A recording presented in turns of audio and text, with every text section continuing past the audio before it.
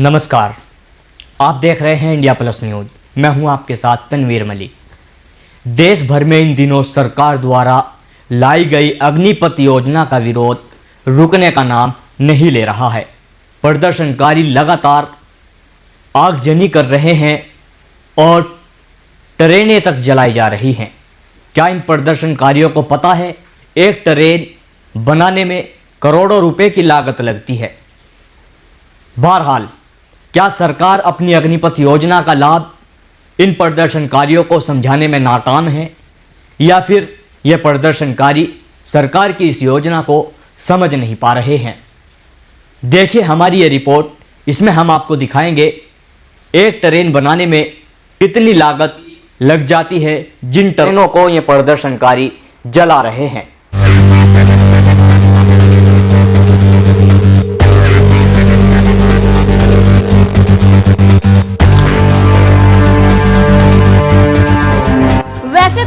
योजना या कानून आता है तो उसका विरोध होता है। अपने अपने हिसाब से लोग अपनी सहूलियत को देखते हुए कानून या योजना पर अपने विचार रखते हैं और अगर सुनवाई नहीं होती है तो फिर धरना या विरोध प्रदर्शन करते हैं। लेकिन जब इस प्रदर्शन में राजनीति घुस जाए और किसी भी हद तक जाने को प्रदर्शनकारी उतारू हो जाएं, तो वो जनता के हितों को भूल जाते हैं।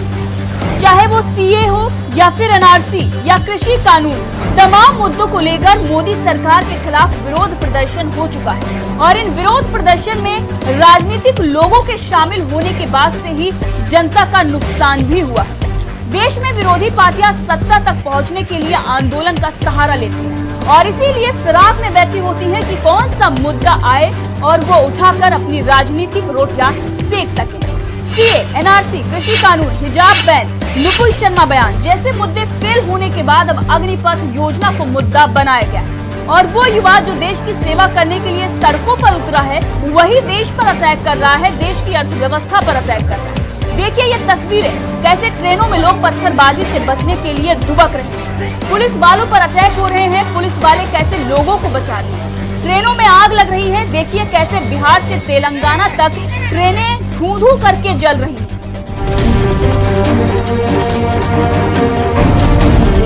सेना में भर्ती की अग्निपथ योजना के खिलाफ पूरे देश में उग्र प्रदर्शन हो रहा है। इसमें सरकारी संपत्ति को किस तरीके से नुकसान पहुंचाया जा रहा है, आप साफ तस्वीरों में देख सकते हैं। सबसे ज्यादा नुकसान रेलवे को ही पहुंचाया जा रहा है क्योंकि प्रदर्शनकारी रेलवे को सबसे ज्यादा निशाना बना रहे हैं। प्रदर्शनकारियों ने कई ट्रेनों को आग के हवाले कर दिया। रेलवे को देश की लाइफलाइन कहा जाता है और यही वजह है कि जब भी कोई धरना प्रदर्शन होता है तो प्रदर्शनकारी सबसे ज्यादा रेलवे को ही निशाना बनाते हैं। ऐसा करके प्रदर्शनकारी सरकार का ध्यान अपनी तरफ खींचना चाहते हैं, लेकिन इससे देश का कितना नुकसान होता है शायद ही इन्हें पता। अब आपकी जानकारी के लिए आपको बता देते हैं कि एक ट्रेन की कुल कितनी कीमत होती है और उसे आग लगाने से देश का कितना नुकसान होता है। ट्रेन के दो हिस्से होते हैं, इंजन और कोच। इंजन ट्रेन का सबसे महंगा हिस्सा होता है। ट्रेन का इंजन बनाने में करीब 20 करोड़ रुपए का खर्च आता है। एक डुअल मोड लोकोमोटिव की कीमत करीब 18 करोड़ रुपए होती है, जबकि 4500 हार्स पावर के डीजल लोकोमोटिव की कीमत करीब 13 करोड़ रुपए बैठती है। जी हाँ, 13 करोड़ रुपए। इंजन की कीमत उसकी क्षमता पर निर्भर करती है। जहाँ तक कोच की बात है तो ये यात्रियों की सुविधा के अनुसार अलग अलग तरह के होते हैं। इन सुविधाओं के मुताबिक इनकी कीमत होती है। स्लीपर, एसी और जनरल कोच अलग अलग होती है। एक एसी कोच को बनाने की लागत करीब 2 करोड़ रुपए से अधिक होती है। स्लीपर कोच को बनाने की कीमत 1.25 करोड़ रुपए बैठती है, यानी कि 1.25 करोड़ रुपए लगते हैं, जबकि जनरल कोच बनाने का खर्च करीब 1 करोड़ रुपए तक आ जाता है। एक एक्सप्रेस ट्रेन में 22 से 24 डिब्बे होते हैं। इस लिहाज से 24 डिब्बों की कीमत 2 करोड़ रुपए प्रति कोच के हिसाब से 48 करोड़ रुपए तक बैठ जाती है। अगर इनमें इंजन की कीमत भी जोड़ दी जाए तो एक पूरी ट्रेन करीब 68 यानी कि 68 करोड़ रुपए की होती है।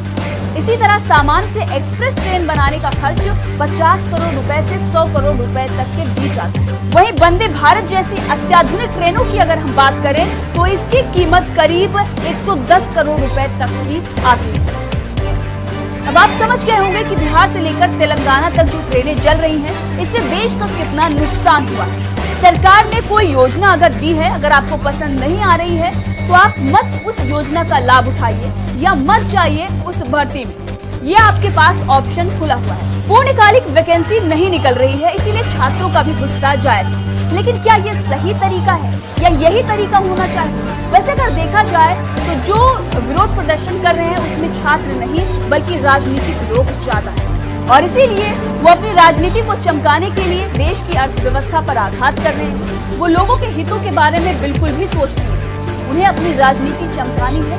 इसीलिए ट्रेनों में आग लगाई जा रही है, बसों पर पत्थरबाजी, पुलिस वालों पर पत्थरबाजी और तमाम तरह से आप देख रहे हैं पूरे देश में दंगे और हंगामा मचा हुआ है। अब ये प्रदर्शनकारी ये क्यों नहीं समझ रहे हैं कि ऐसे ट्रेनों को जलाना, बसों पर पत्थरबाजी करना, देश की प्रॉपर्टी जो जलाया जा रहा है वो कहां तक जाए? दुनिया में महंगाई, कोविड और रूस यूक्रेन विवाद से बढ़ चुकी है, इसका प्रभाव भारत पर भी पड़ा है। ऊपर से दंगे और विरोध प्रदर्शन कहीं न कहीं भारत को पीछे की ओर धकेल रहे हैं। ऐसे में क्या ये सब जायज है? इस पर आपकी क्या राय है? कमेंट करके जरूर बताइए। इंडिया प्लस न्यूज, सिर्फ वही जो सही।